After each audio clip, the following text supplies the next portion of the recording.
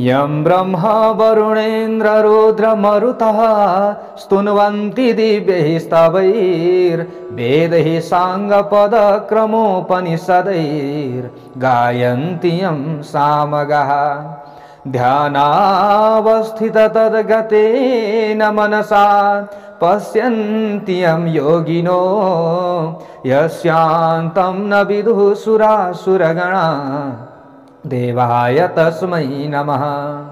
श्रीमत्चन्दन चर्चितोज्ज्वलवपुः शुक्लाम्बरा मल्लिका मालालङ्कृतकुण्डला प्रविलसन् मुक्तावली शोभिता सर्वज्ञाननिदानपुस्तकधरा रुद्राक्षमालाकरा वाग्देवी वदनाम्बुजे वसतु मे त्रैलोक्यमाता चिरम्। मूकं करोति वाचालं पङ्गुं लङ्घयते गिरिं यत्कृपातमहं वन्दे परमानन्दमाधवं। नमो भगवते तस्मै व्यासायामिततेजसे यस्य प्रसादाद् वक्ष्यामि नारायणकथामिमाम्। नारायणं नमस्कृत्य नरं चैव नरोत्तमं देवीं सरस्वतीं व्यासं ततो जयमुदीरयेत्। ओम श्री स्वस्थानी परमेश्वर्यै नमः। ओम श्री गणेशाय नमः। ओम श्री सरस्वत्यै नमः। ओम श्री गुरवे नमः। ओम श्री स्वस्थानी परमेश्वर्यै नमः। कमल बक्समा माताको जयकारा लगाऊं। श्री स्वस्थानी भगवती की जय हो। हामीले 12 अध्यायमा श्री महादेवको नेत्रबाट निस्किएको अग्निद्वारा कामदेव भस्म भएको कथा श्रवण गर्यौं। अनि पार्वतीले श्री स्वस्थानी परमेश्वरीको व्रत बस्नुभयो। भगवान भोले बाबाले थाहा पाउनुभयो पार्वतीले व्रत बसिरहेकी छिन् भनेर थाहा पाइसकेपछि इन्द्रको रूपलाई धारण गरेर आउनुभयो। त्यसपछाडि आफ्नो ज्योति स्वरूपको दर्शन दिनुभयो। अनि उनी श्री महादेव र पार्वतीको यहाँनेरि विवाह हिमालयले गरिदिनु भयो। सबै आएकालाई बिदा दिइसक्नु भएको छ हिमालयले। अब श्री स्वस्थानी परमेश्वरीको प्रसाद उनी भगवान भोले बाबालाई दिन बाँकी छ। पार्वतीले आफ्ना श्रीमानलाई दिन बाँकी छ र अन्य कथा प्रसङ्ग बाँकी छ। अब हामीले 14 अध्यायको कथा प्रसङ्गलाई श्रवण गरौँ।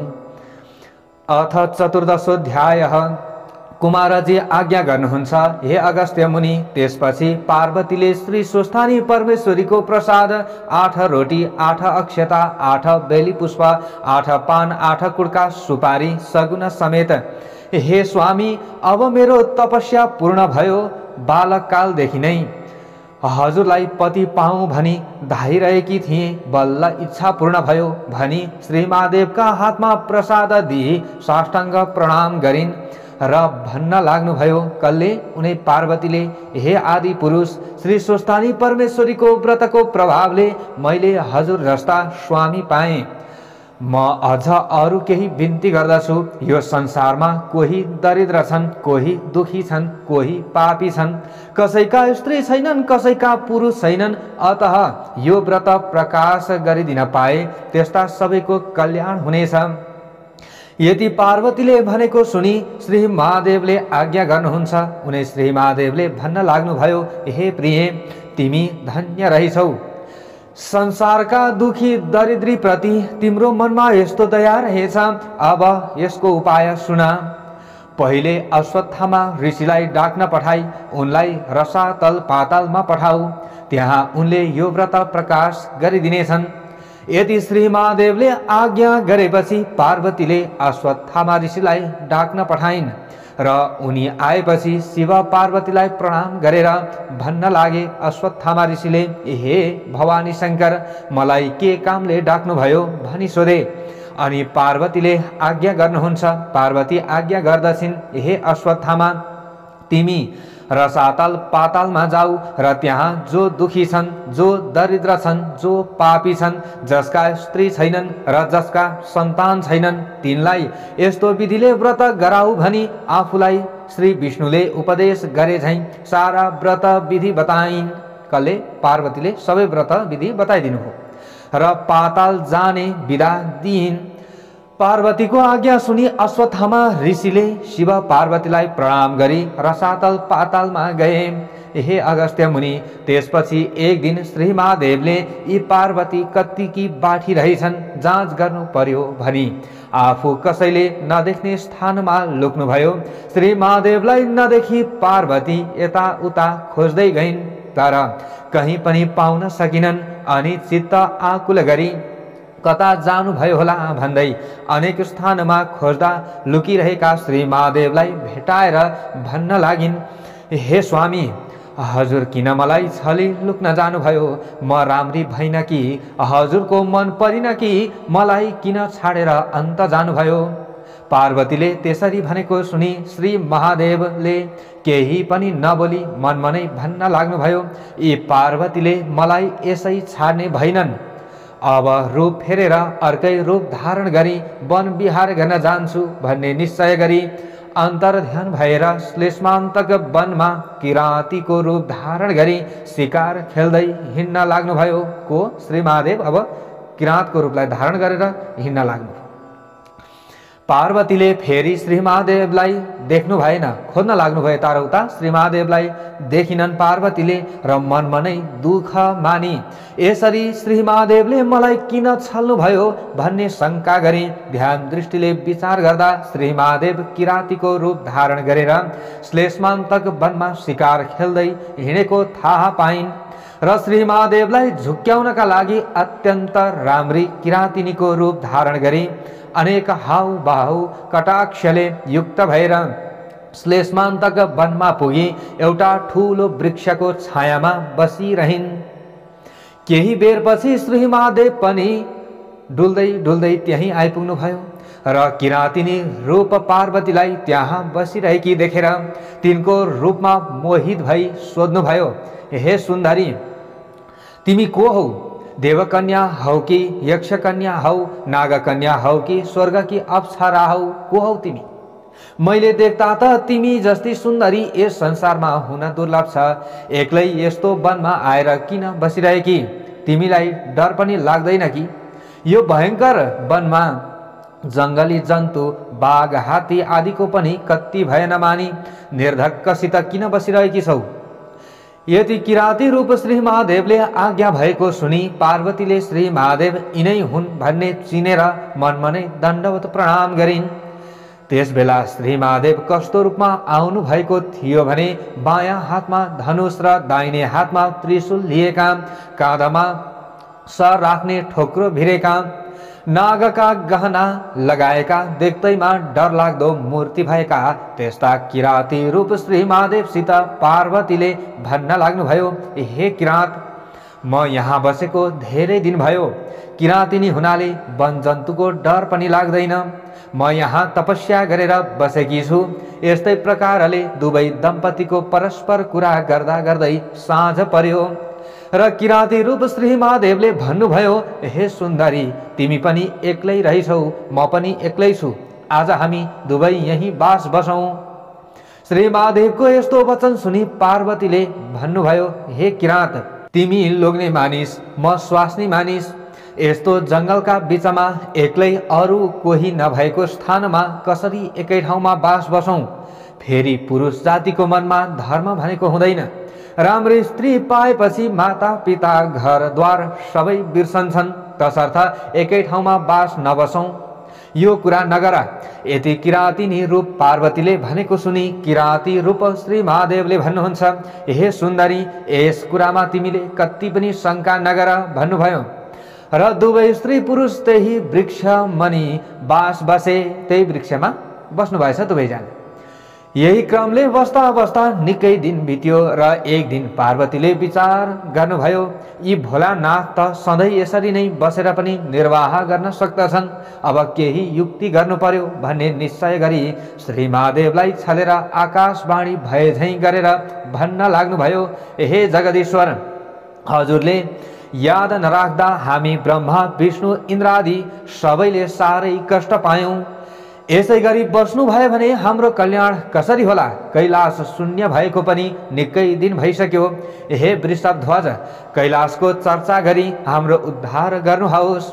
यस्तो आकाशवाणी भएको सुनि यो कसको उपर भनेको होला अथवा कसका उपर भनेको होला? फेरि म यहाँ आएको त कसैलाई पनि थाहा छैन भनेर यताउता हेर्दा केही पत्ता पाउन नसकी देवताहरूले भने होलान् भनी चुप लागेर किराँतिनी रूप पार्वतीलाई नदेखि खोज्न लाग्नुभयो। अनि पार्वती पनि केही थाहा नपाए झैँ गरी फलफुल टिपेर खान लागेकी थिइन्। किराँत रूप श्री महादेव त्यहाँ पुगेर भन्नुभयो, हे सुन्दरी, तिमी कता गएकी थियौ? मैले तिमीलाई खोज्दा कहीँ पाउन सकिन भन्नुभयो। अनि पार्वती भन्दछिन्, हे किराँत, म कहीँ पनि गएकी छैन, भोक लाग्यो र कन्दमूल खोज्न हिँडेको हुँ। यसरी कुरा गर्दा गर्दै पूर्णचन्द्र भन्दा पनि राम्री पार्वतीलाई देखेर चित्त चञ्चल भई कामले पीडित गर्दा श्री महादेवले किराँतिनी रूप पार्वतीलाई समात्न जाइ लाग्नुभयो। त्यो देख्न साथ किराँतिनी रूप पार्वती भन्न पार्वतीले भन्न लाग्नुभयो, हे किराँत, तिमी कस्ता रहेछौ? के तिम्रो धर्म यही हो? मैले त श्री महादेव बाहेक अरू कसैलाई स्वामी स्वीकार गर्ने छैन भन्ने प्रतिज्ञा गरेर यस वनमा आई अनेकौं तपस्या आदि गरिरहेको छु। मैले उनैको लागि तपस्या गरेर बसेकी छु। तिमी त्यसो गर्छौ भने म श्राप दिई आत्महत्या गर्नेछु। यदि पार्वतीले भनेको सुनि किराँत रूप श्री महादेवले भन्नुहुन्छ, हे सुन्दरी, तिम्रो त्यस्तो प्रतिज्ञा छ भने म उही महादेव हुँ। वन विहार गर्न मन लागेर म यहाँ आएर बसेको हुँ अथवा म यहाँ आएको हुँ। नपत्याए हेर भनी आफ्नो ज्योति स्वरूपको दर्शन दिनुभयो। अनि पार्वतीले मनमा आनन्द मान्दै दण्डवत प्रणाम गरेर बिन्ती गर्नुभयो, हे ईश्वर, अब मेरा माता पिता कहाँ कन्यादान लिन हिँड्नुहोस्। यदि सुनेर हुन्छ भने किराँतिनी रूप पार्वतीका पछि पछि लागेर श्री महादेव जान लाग्नुभयो। केही बेरमा हिमालय पर्वतका घरमा पुग्नुभयो। अनि श्री महादेवलाई यिनी त पार्वती पो रहेछिन् भन्ने ज्ञात भयो र मलाई छली आफ्ना माता पिता कहाँ ल्याइन्, अब कसो गरौँ भनी लाज मानी त्यहाँबाट अन्तर ध्यान भई किराँतेश्वर शिवलिङ्ग भएर श्लेष्मान्तक वनको उत्तरतिर गई बसिरहनुभयो। फेरि श्री महादेवलाई नदेखेर चिन्ताग्रस्त भएकी पार्वतीले ध्यान दृष्टिले हेर्दा किराँतेश्वर शिवलिङ्ग भएको थाहा पाई पार्वती पनि नित्य बागमतीमा स्नान गरी किराँतेश्वर महादेवको उनै किराँतेश्वर शिवको ध्यान र षोडशोपचारले पूजा गर्दै तपस्या गर्न लाग्नुभयो। उनै पार्वतीले तपस्या गर्न लागिन्। पार्वतीले स्नान गरेकी हुनाले त्यस स्थानको नाम गौरी घाट भयो। जो मनुष्य गौरी घाटमा स्नान गरेर किराँतेश्वरको दर्शन गर्ला त्यसका सबै पाप नाश भएर सुख शान्ति भई यस लोकमा अनेक भोग भोगी परलोकमा कैलाशवास होला। हे मुने, त्यही क्रमले पार्वतीले कठोर तपस्या गरेको देखि शिवजी अत्यन्त प्रसन्न हुनुभयो। शिवजीले प्रसन्न भएर आफ्नो ज्योति स्वरूपको दर्शन दिनुभयो।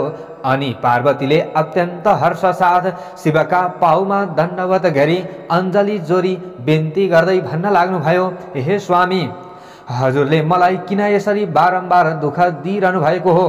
म हजुरको लागि राम्रो भइन कि अथवा म हजुरकी मन परिन कि भनी अनेक विस्मात गरेको सुनि प्रत्यक्ष भएर पार्वतीलाई अङ्कमाल गरी काखमा राखेर त्यहाँबाट अन्तर्ध्यान भई हिमालयका घर जानुभयो।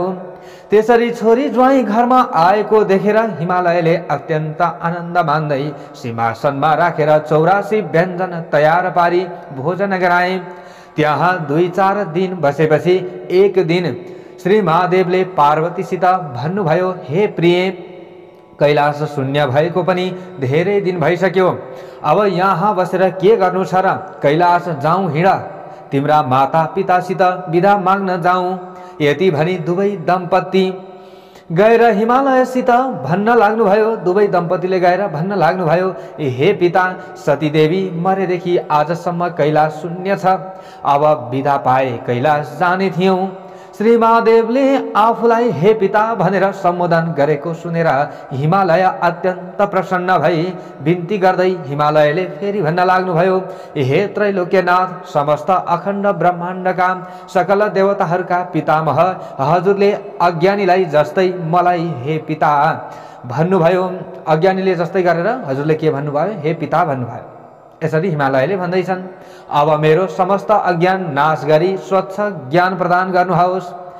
सदैव हजुरको भक्तिमा मेरो चित्त लागिरहोस्। हे शशिशेखर, पहिले पूजा गर्दछु भनी छोरी ज्वाइँ दुवैलाई नाना वस्त्र अलङ्कार पहिर्याई सिंहासनमा बसाली षोडशोपचारले पूजन गरी भोजन गराई अञ्जली जोरेर स्तुति गर्दै भन्न लागे फेरि कल्ले हिमालयले, हे भवानी शङ्कर, जस्तै समुद्रका घर लक्ष्मी नारायण बस्दा समुद्रलाई, यानि कि समुद्रको घरमा लक्ष्मी नारायण बस्दा समुद्रलाई आनन्द जसरी भएको थियो, त्यस्तै तपाईँ दुवैजना मेरो घरमा बसिदिनाले मलाई अति नै आनन्द भइरहेको छ। हे ईश्वर, हजुर कस्ता भने आफ्नो मायाले यो समस्त ब्रह्माण्डमा व्याप्त भएर रहने, यस्ता हजुरलाई कोटि कोटि नमस्कार। फेरि समुद्र मन्थनमा निस्केको कालकूट विषले संसार दग्ध हुन लाग्यो, त्यो समयमा हजुरले त्यो विष कण्ठमा राखी रक्षा गर्नुभएको थियो र नीलकण्ठ नाम पनि हजुरको रह्यो। यस्ता हजुरलाई कोटि कोटि नमस्कार।